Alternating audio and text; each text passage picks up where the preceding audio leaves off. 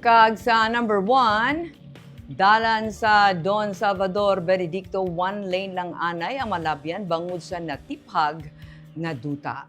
Nagapabilin nga isa lamang ka lane ang sarang maagyan sa bahin sa National Highway nga sakop sa Purok ag Sisibay, Barangay Bago sa Don Salvador Benedicto, kasunod sa natabo nga landslide sa nagligad nga semana. Suno kay Mayor Nehemiah Joe de la Cruz, wala sa karon ginatugutan nga makalabay ang mga truck nga may karga nga tubo kag iban pagid nga mga mabugat nga salakyan. Mga light vehicles lamang lakip na light buses ang sarang makaagi sa mga highway nga nagaserbe alagyan padulong sa Calatrava.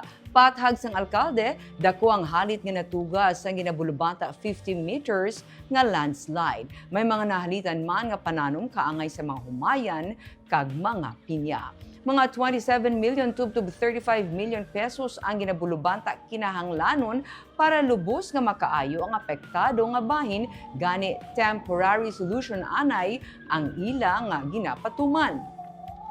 Natala na pa sila magsapuliwat para sa ilang masunod nga tikang lakip na pagpatuman sang alternative routes. Personal nga ginbisitahan Nanday de la Cruz kag mga opisyal sa Municipal Engineering Office kag Department of Public Works and Highways ang area sa nagligad nga semana kasunod sang natabo nga landslide sa adtong Pebrero 11. Madugay nga ginreport nga ang cracking sa amo nga air nga dalan dugang padiri ang wala untat nga ulan kag pagtay ugman sa nagluntad nga linog sa nagliligad nga bulan.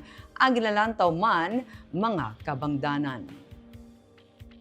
One lane na to pasabol, then